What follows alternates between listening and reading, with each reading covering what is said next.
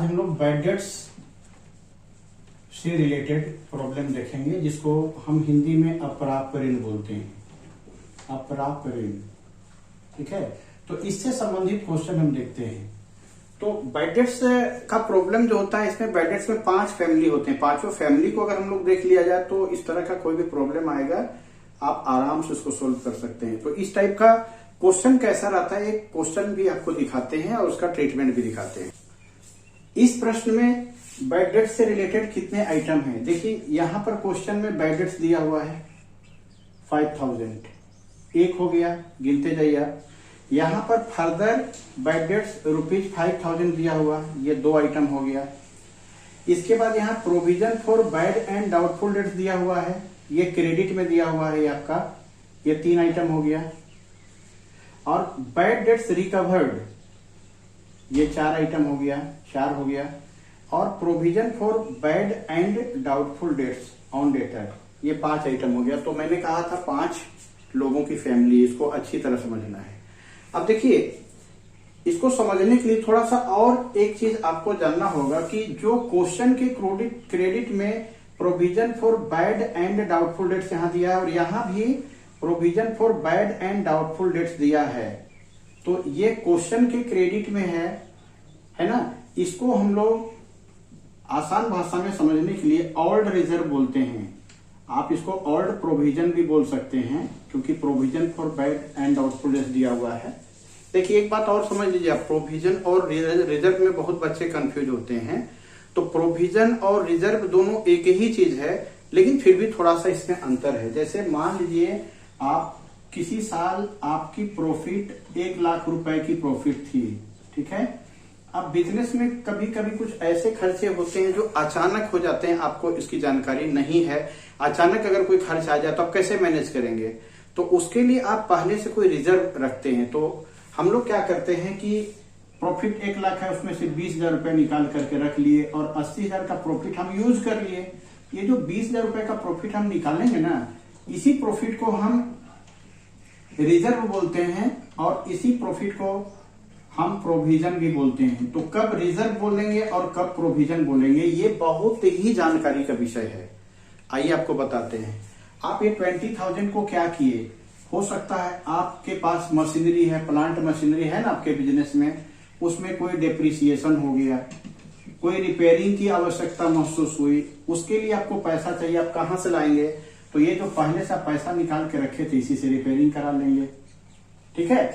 कहीं कोई जरूरत पड़ गई, कोई डेटर आपका बैड डेट्स कर दिया या डुबा दिया, पैसा बैड डेट्स हो गया, और आप कोई प्लान बनाए हुए थे, आप सोचे थे कि डेटर पैसा देगा तो ये करेंगे। अब उस समय तो आप प्रोविजन फॉर बैड डेट्स के रूप में आप यहाँ पर रख लिए पैसा, कुछ रिजर्व निकाल करके, ठीक है। तो इससे क्या होता, मदद मिलता। लेकिन यहाँ आपको पता है आप किस लिए पैसा रख रहे हैं, तो इसको हम रिजर्व नहीं बोलेंगे। अगर आपको पता है कि किस लिए पैसा रख रहे हैं, सपोज मान लीजिए मशीनरी का रिपेयरिंग कराने के लिए रख रहे हैं, डेटर के प्रोविजन के लिए रख रहे हैं, रिपेयरिंग के लिए रख रहे हैं, आपको पता है, तो उसको हम रिजर्व नहीं बोलेंगे, उसको प्रोविजन बोलेंगे, इसको प्रोविजन बोलेंगे। लेकिन अगर आप पैसा किसी ऐसे व्यवस्था के लिए रखना चाह रहे हैं जो आपको पता नहीं है, अचानक कोई दिक्कत आ गया, ठीक है, कॉन्टेंजेंसीज आ गया, अचानक कोई काम आ गया और आप 20,000 रुपए रखे थे, उससे काम कर लिए। सपोज मान लीजिए कि घर में भी क्या होता है कि पैसा रहता है, अचानक मेडिसिन की जरूरत पड़ गई तो हम निकाले और चले गए। हो सकता है कुछ कॉपी पेन कुछ भी खरीदा, वहां से पैसा रखा हुआ लेके चले गए, तो हमें पता नहीं था कि किस काम में आएगा पैसा, तो वो पैसा रिजर्व कहलाएगा। मुझे पता नहीं किस लिए पैसा रखा हुआ है और अचानक जो भी काम आएगा सामने उसको हम कर लेंगे, वो रिजर्व है। लेकिन मुझे पता है कि हम ये मशीनरी का रिपेयरिंग के लिए रखे हैं, हम डेटर के लिए, डेटर डुबाएंगे तो उससे हम अपना कुछ व्यवस्था करके रखे हैं, तो उसको हम प्रोविजन कहेंगे। तो प्रोविजन और रिजर्व दोनों क्या है, पैसा रिजर्व में रखना ही है, लेकिन एक पता है कि हम किसी चीज के लिए रख रहे हैं तो प्रोविजन है, और एक पता नहीं है कि किस लिए हम रख रहे हैं तो वो रिजर्व है, ठीक है। पता है तो प्रोविजन और नहीं पता है तो रिजर्व है। तो इतनी सी बात हो गई। तो ऐसे तो इसको प्रोविजन, ओल्ड प्रोविजन बोला जाए तो ज्यादा बेटर है, क्योंकि ये डेटर के लिए हम रख रहे हैं। लेकिन आप रिजर्व भी लिखेंगे तो कोई गलती यहां पर नहीं होगी, क्योंकि आपको डिफरेंस बता दिया गया, ठीक है। तो अगर क्वेश्चन के क्रेडिट साइड में provision for bad and doubtful debts लिखा हुआ है, इसको ऑल्ड रिजर्व कहेंगे। और यही सेम देखिए यहाँ provision for bad and doubtful debts ये एडजस्टमेंट में लिखा हुआ है, तो इसका जो भी परसेंटेज डेटर पे निकलेगा इसको हम न्यू रिजर्व कहेंगे, इसको हम न्यू रिजर्व कहेंगे। ये दो बातों को आप समझ लीजिए। तीसरी बात आपको क्या समझना है कि बैड डेट्स डेबिट में है, यानी पैसा डूब रहा है, तो डूब रहा है इसका मतलब यह हुआ कि मेरे लिए लॉस है, लॉस है तो ये तो पीएल अकाउंट के डेबिट का आइटम हो गया। और provision for bad and doubtful debts ये एडजस्टमेंट में है, 10% लिखा हुआ है, इसका मतलब यह हुआ कि अभी और 10% डूबने का डाउट है, उम्मीद है, तो ये भी कुल मिलाकर देखा जाए तो ये भी डेबिट आइटम ही है, क्योंकि अभी और डूबने का संभावना है। तो डेबिट आइटम में आपका ये बैड डेट्स जो है ये भी डेबिट आइटम में हो गया और ये भी डेबिट में आइटम है। दो डेबिट आइटम अभी तक मिला है और ये ऑल्ड रिजर्व जो देख रहे हैं क्रेडिट आइटम है। इसके बाद यहां पर देखिए बैड डेट्स रिकवर्ड लिखा हुआ है, ठीक है। बैड डेट्स रिकवर्ड का मतलब क्या होता है, डूबा हुआ पैसा रिकवर हो गया, वापस मिल गया। आप जिसको सोच रहे थे डूब गया, ये वापस मिल गया, तो ये एक तरह से देखिए क्रेडिट में दिया, ये क्रेडिट आइटम है। और provision for bad and doubtful debts old reserve ये भी क्रेडिट, तो ये क्रेडिट आइटम है, ये क्रेडिट आइटम है। तो यहां पर दो क्रेडिट आइटम है। और यहां देखिए फर्दर बैड डेट्स देख रहे हैं आप, फर्दर बैड डेट्स का मतलब होता है दोबारा डूब जाना, ठीक है। जैसे कहने का मतलब है कि एक कस्टमर को आप माल बेचे थे, वो पैसा डुबा दिया था, लेकिन फिर आया और बोलता है कि इस बार आप हमको फिर से माल दे दीजिए क्रेडिट में, और इस बार पिछला वाला और ये वाला दोनों पैसा दे देंगे। आप फिर से उसको माल बेच दिया और फिर से डुबा के भाग गया, ठीक है। ये तो यही कहानी हो गई कि एक बच्चे के साथ एक घटना घटी थी। वो मुझे बहुत हंसी आती है इस बात को लेकर के। एक बच्चे के साथ एक घटना घटी थी कि उसकी मम्मी उसके नाना जी के घर ले गई थी, क्योंकि उसके नाना जी डेथ कर गए थे। तो उसको मुंडन कर दिया, टकला कर दिया गया। लोग मरते हैं तो टकला होता है, उसको टकला कर दिया गया। तो वो बच्चा कोचिंग सेंटर नहीं आया 4-5 दिन, पता करने पे नहीं पता चला क्यों नहीं आया। उसके बाद 10-12 दिन के बाद जब वो आता है तो वो बच्चे ने अपनी दुख दर्द भरी कहानी सुनाई मुझे। तो कहता है कि सर ऐसा ऐसा बात हुआ, नाना जी डेथ कर गए थे तो टकला हो गए। टकला हो गए तो जो है नहीं आ रहे थे, सोचे बाल थोड़ा बढ़ेगा तो आएंगे। इसके बाद इधर दादाजी भी चल बसे तो फिर से टकला कर दिया गया। तो सर टकला का पार कोई दोबारा टकला कर दिया, फिर से इंतजार किया, अभी देखिए बाल बढ़ा तो आए हैं। तो बड़ी हंसी आई। तो देखिए उसका मुंडन हो चुका था, दोबारा मुंडन हुआ। किसी कस्टमर ने किसी को डुबाया था, दोबारा डुबा दिया। यानी बैड डेट्स जब फर्दर यानी दोबारा बैड डेट्स हो जाता है तो उसको फर्दर बैड डेट्स बोलते हैं। बताइए ये तो 5,000 डुबाया हुआ था, इसको फिर से माल बेचने की क्या जरूरत है, फिर डुबा दिया। तो एक तरफ देखिए डेबिट आइटम कितना मेरे पास, ये फर्दर बैड डेट्स भी हमारा डेबिट आइटम है। तो देखिए ये बैड डेट्स डेबिट आइटम है, ये further bad debts debit item है। अभी पता चलेगा कि हमको डूबने वाला ये न्यू रिजर्व भी डेबिट आइटम है। तो यहाँ 3 डेबिट आइटम है और 2 क्रेडिट आइटम है। आपको करना क्या होगा कि डेबिट आइटम लॉस होता है, तो लॉस को जोड़ करके उसमें से प्रॉफिट वाला को घटा दीजिए। कुछ लोग तो ऐसा करते हैं कि क्रेडिट वाला को क्रेडिट साइड भेज देते हैं और जो डेबिट आइटम है उसको डेबिट साइड भेज देते हैं, तो ऐसे भी आंसर आ जाएगा। लेकिन स्टैंडर्ड तरीका आपको सीखना है, तो उसमें क्या करेंगे हम लोग कि बैड को, फर्दर को और न्यू रिजर्व को जोड़ेंगे और ओल्ड और ये रिकवर्ड ये दोनों को माइनस कर देंगे, पीएल अकाउंट के डेबिट में हमारा काम हो जाएगा। तो इसका काम कैसे करते हैं, आइए एक एक प्रोसेस को अच्छा से समझते हैं। सबसे पहले आपको काम क्या करना होगा, देखिए पहले पीएल अकाउंट में दिखाते हैं आपको, पीएल अकाउंट में इसका क्या ट्रीटमेंट होगा।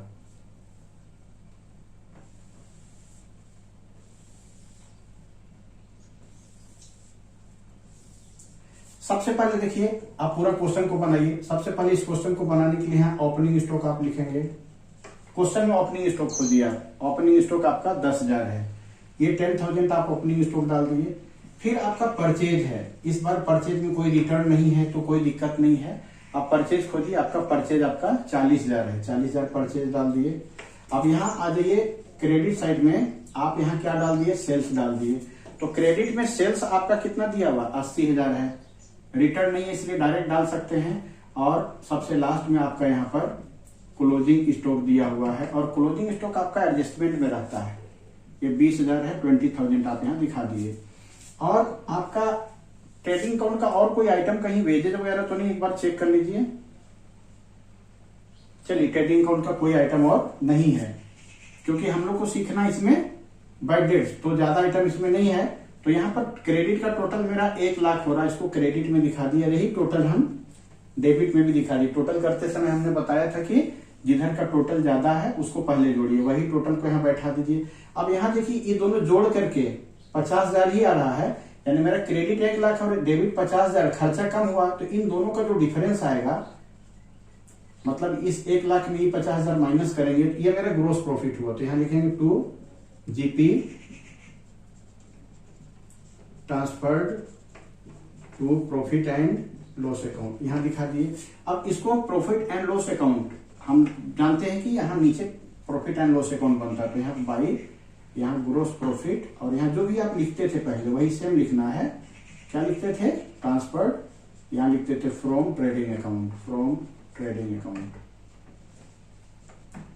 इसको दिखा दिया। अब पीएल अकाउंट में और क्या जाएगा, यहाँ पीएल अकाउंट का आइटम कौन कौन सा नजर आ रहा है? एक सैलरी नजर आ रहा है, तो आप इसको पहले दिखा लीजिए, उसके बाद एडजस्टमेंट का काम हम लोग करेंगे। तो सैलरी हमारा 4,000 है, ये डेबिट में है, यानी खर्चा है। और एक और है हमारे पास, रेंट रिसीव्ड क्रेडिट में है, ये हमारे लिए फायदा है, इसको हम क्रेडिट में रेंट रिसीव्ड लिख दिए। ठीक, अब रेंट रिसीव 5,000 यहां दिखा दिए। अब बैटरीज का काम आपको दिखाते हैं। तो देखिए एक वर्किंग नोट आप करने सीख लीजिए, यहां पर छोटा सा जगह में आपको वर्किंग नोट दिखाते हैं, यहां से ये समझिए वर्किंग नोट का जगह है।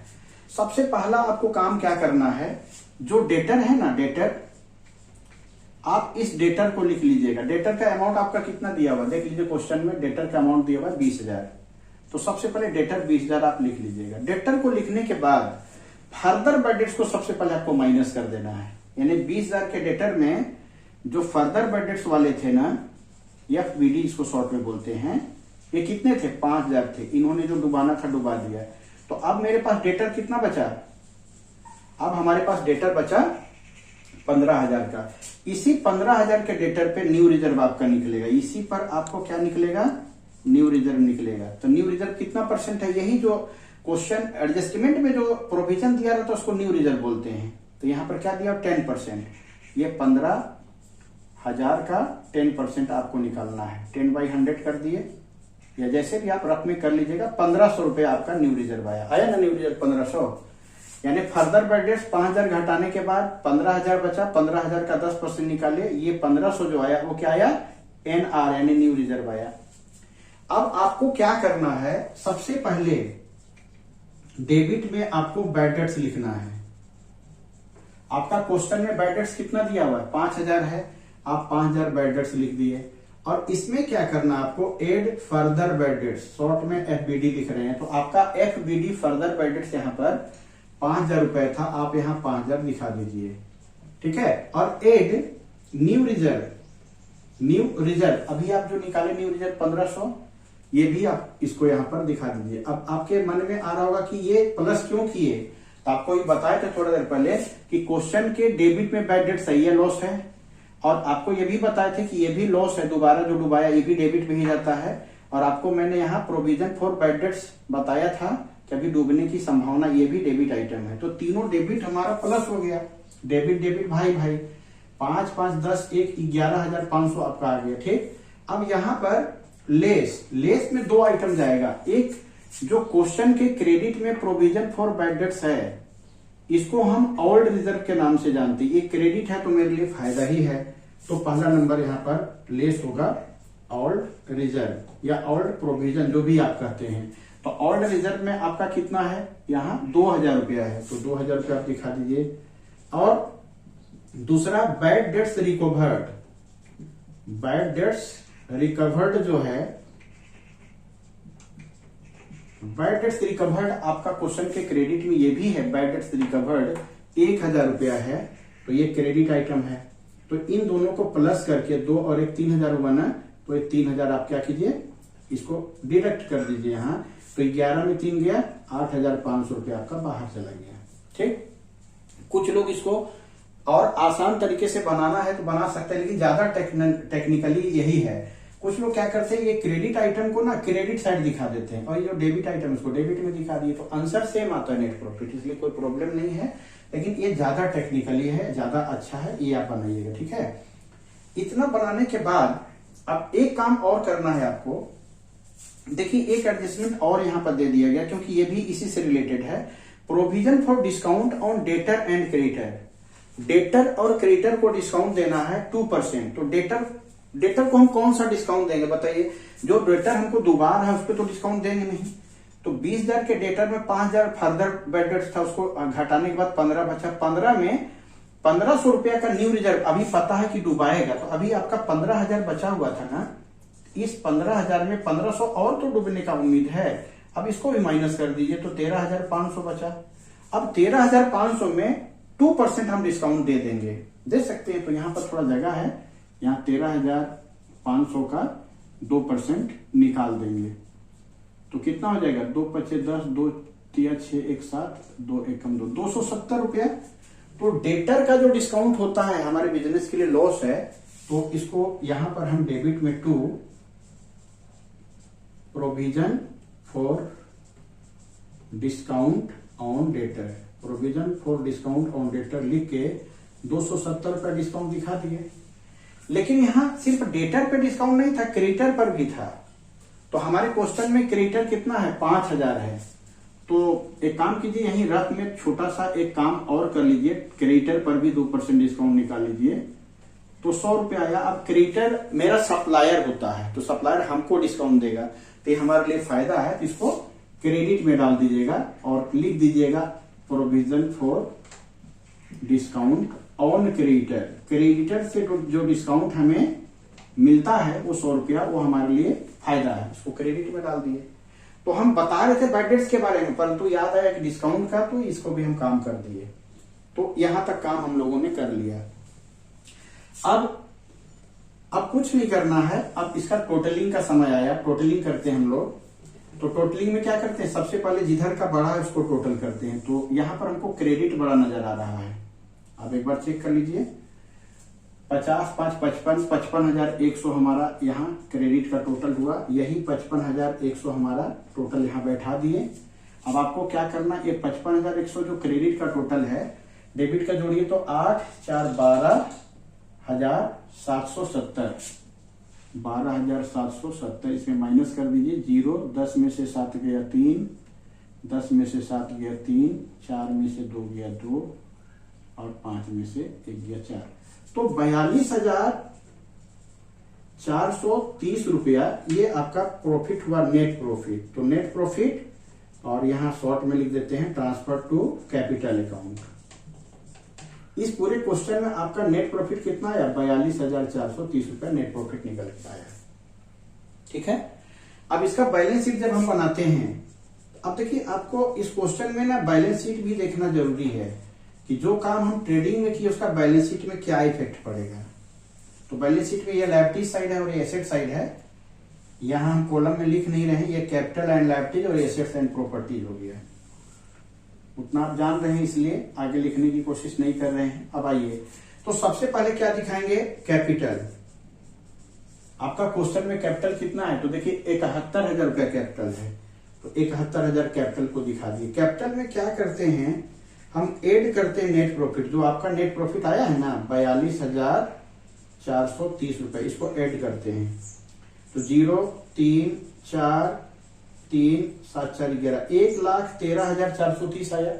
इसके बाद आप पढ़े हैं कि जो ड्राविंग है, ड्राविंग 5,000, इसको लेस करते हैं। तो यहां लिखेंगे लेस ड्राविंग। तो ड्राविंग आपका 5,000, इस 5,000 को आप लेस कर लीजिए, आपका 1,08,430 इधर का आ गया। लायबिलिटीज में, और लायबिलिटीज में क्या है देखिए, लोन भी लायबिलिटीज में आता है। ठीक है। तो चलिए लोन, अब हम लोग यहां पर लोन का अमाउंट, थोड़ा क्वेश्चन गलत हो गया था उसको सही कर दिए। ठीक है। लोन मेरा देखिए, लायबिलिटीज हमेशा क्रेडिट में होता है, इसको हम पहले भी बता चुके हैं। और बीआर एसेट्स है, ये मेरा डेबिट में है। ठीक है। और ये जो रेंट रिसीव है ये आपका ये 5,000 है, तो दिखा चुके हैं। तो लोन हम दिखा दिए। और लायबिलिटीज में कुछ है, लायबिलिटीज में और हमको कुछ नजर नहीं आ रहा है। अब एसेट्स में आइए, एसेट्स में अभी हम लोग बीआर चढ़ाए थे, इसको दिखा दीजिए नहीं तो कहीं भूल जाएंगे आप। तो देखिए बीआर हम चढ़ा दिए और आगे बढ़ते जाइए। प्लांट एंड मशीनरी है, चलिए प्लांट एंड मशीनरी है, तो कितने का प्लांट एंड मशीनरी? तो 70,000 का प्लांट एंड मशीनरी। और कोई एसेट्स है? एक डेटर है एसेट्स में। क्या है? डेटर। अब देखिए डेटर आपका कितना है? 20,000 है, 20,000 है। अब 20,000 के डेटर में फर्दर बेड डेट्स जो दोबारा डुबाया था उसको फर्दर बेड डेट्स बोलते हैं। कितना था? 5,000। जो वर्किंग नोट में आप काम किए थे डेटर में, पहले फर्दर को ही आप घटाए थे, आपका अब डेटर बचा था कितना? 15,000। अब 15,000 में न्यू रिजर्व जो नया नया डेटर डुबाया था कितना? 1500, इसको भी माइनस किए थे आप, तो आपका बचा था 13,500। और इसमें फिर प्रोविजन फॉर डिस्काउंट या आरडीडी जिसको बोलते हैं, reserve for discount on debtor, short में आरडीडी बोलते हैं।